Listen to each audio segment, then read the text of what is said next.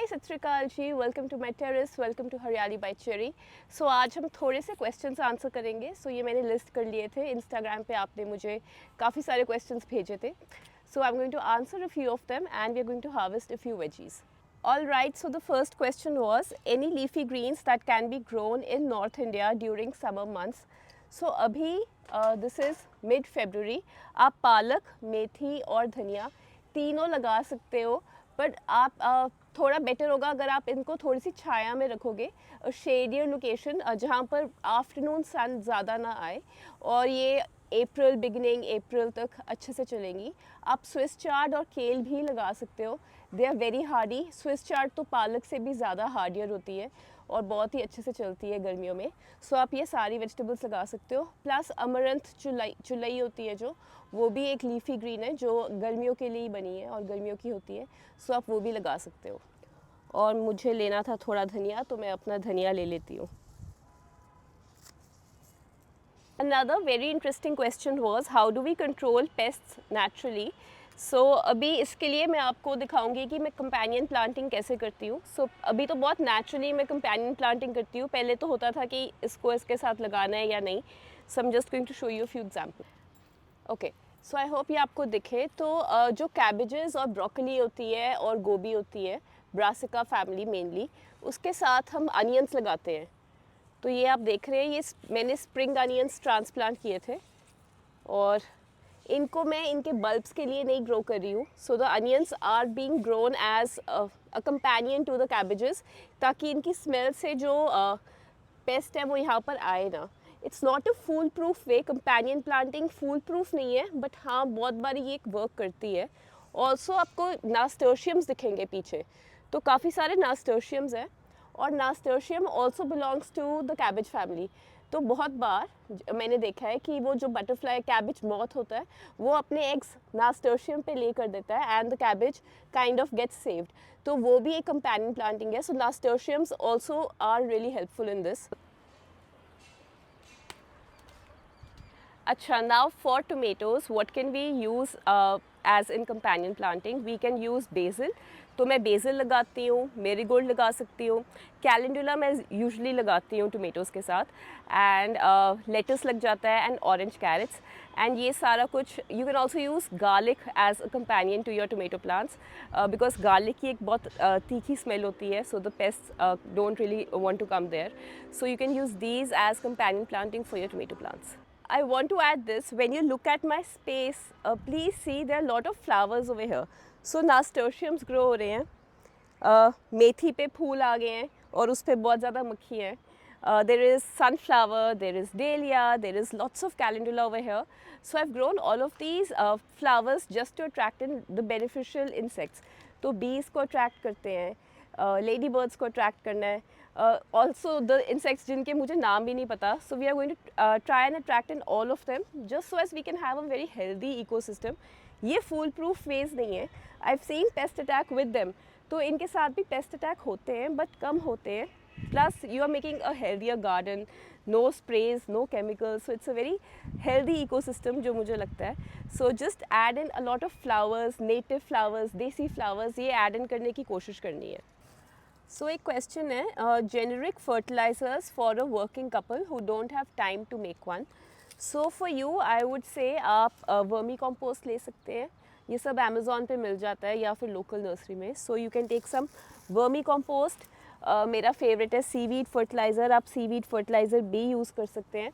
Then there is cow dung और cow urine के साथ कुछ बनते हैं, so there is panchagavya and there is jeev amritam, ये भी बहुत इफ़ेक्टिव है, आप ये भी ले सकते हैं। So again there all available at on Amazon and in any local nursery. तो आई थिंक ये चार ही हैं जो मुझे लगता है।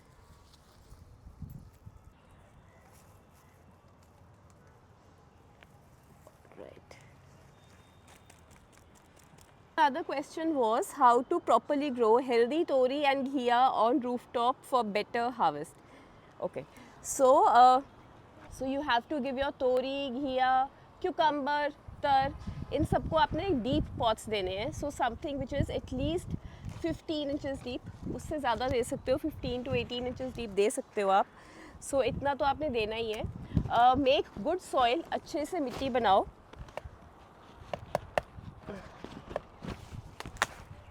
जी,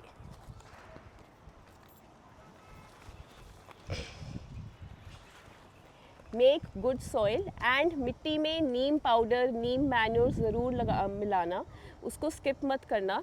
and all of these vegetables they want to grow on a trellis, तो इनको ट्रेलिस देनी है। ये वाइनिंग प्लांट्स हैं तो you have to give them support. So मेरे यहाँ तो घिया तोरी यहीं पे लगेंगे और मैं पीछे एक नेट देती हूँ, नेट सपोर्ट देती हूँ, and they kind of grow from here. तो आपने उनको सपोर्ट देनी है। So please keep these pointers in mind. So एक क्वेश्चन बहुत ही कॉमन है, how do we remove mealy bugs effectively. So एक मिनट। तो अगर ब्रिंजल जैसे प्लांट पर मीली बग अटैक हो और उसकी किसी टहनी पर मीली बग्स आपको दिख रहे हैं बहुत ज़्यादा है, एंड नीम ऑयल स्प्रे से कुछ नहीं होगा, take your pruner and cut it off. Pruning तो हेल्पफुल होती है, स्पेशली ब्रिंजल के केस पे मैंने देखा है। अगर कोई भी पेस्ट अटैक है, आप इफेक्टेड जो एरिया है उसे प्रून कर दो, काट दो। देन उसके बाद आप नीम ऑयल से स्प्रे कर सकते हो कि अब कोई अटैक ना हो। नीम ऑयल जो है ये प्रिवेंटिव मेजर है, इट्स नॉट क्यूरेटिव, तो ये क्योर नहीं करेगा, ये प्रिवेंट करता है कि और अटैक ना हो। But again Neem oil is a natural way of treating, so it's not, हम केमिकल तो डाल नहीं रहे, तो ये भी एक 100% क्योर नहीं होता हर चीज़ का। सो नीम ऑयल आप यूज़ कर सकते हो उसके बाद। सो आप प्रून कर सकते हो, आप नीम ऑयल स्प्रे कर सकते हो, आप बायो एंजाइम्स का स्प्रे कर सकते हो। सो आप सिट्रस बायो एंजाइम बनाओ घर पर, उसका भी स्प्रे कर सकते हो, और वो भी हेल्पफुल होता है इन पेस्ट अटैक्स में। अनदर थिंग, जो गेंदे का प्लांट है, मेरीगोल्ड का प्लांट है, ये एक सैक्रिफिशियल प्लांट है। सो मेरीगोल्ड अट्रैक्ट्स मीली बग्स, ये उसको अट्रैक्ट करता है। अगर आप अपने मेन क्रॉप जो मेन प्लांट्स हैं उसके साथ अगर आप मेरीगोल्ड रखेंगे, अलग पॉट्स में रख देंगे, you will see that the mealybugs are being attracted towards the marigold. तो थोड़ी देर बाद आप देखोगे कि मेरीगोल्ड के ऊपर काफ़ी ज़्यादा पेस्ट अटैक है, आपका प्लांट उसमें जो अटैक है उससे बच जाएगा। So marigold is a sacrificial plant. आपने नीम ऑयल से मेरीगोल्ड को ठीक नहीं करना, आपने उसे ऐसे रहने देना है, and you going to let that attack happen to your marigold plant. You going to sacrifice your marigold plant, and the main plant, the main crop is going to be healthy. थोड़ी सी broccoli harvest कर लेते हैं। एक question था flowers and veggies for summers, तो मैंने आपको पूछना है, मैंने इतनी बड़ी वीडियो डाली थी, आपने देखी नहीं, इंस्टाग्राम पे रील भी डाली थी, वो भी आपने नहीं देखी, तो आप प्लीज़ जाके देख लो। एंड ये मेरे सीड अपडेट है। तो जुकीनी आई थिंक 2-3 दिन 4 दिन में maximum I be transplanting this. तो बहुत सुंदर से ग्रो हो गई है, ये येलो जुकीनी है। एंड जीनियाज हैं वो भी जुकीनी है, वो ग्रीन जुकीनी है। दैट्स माई लास्ट क्वेश्चन, क्योंकि मेरे फ़ोन की बैटरी ऑलमोस्ट ख़त्म है। This is, I planted radish in December and all of it bolted, why did I not get any harvest. तो एक तो मैं दिसंबर में सीड सोइंग रिकमेंड नहीं करती हूँ, क्योंकि ठंड बहुत ज़्यादा होती है। So now why did it bolt, harvest क्यों नहीं मिली, there could be a lot of reasons for this. तो temperature fluctuations, temperature could be a reason, then space could be an issue.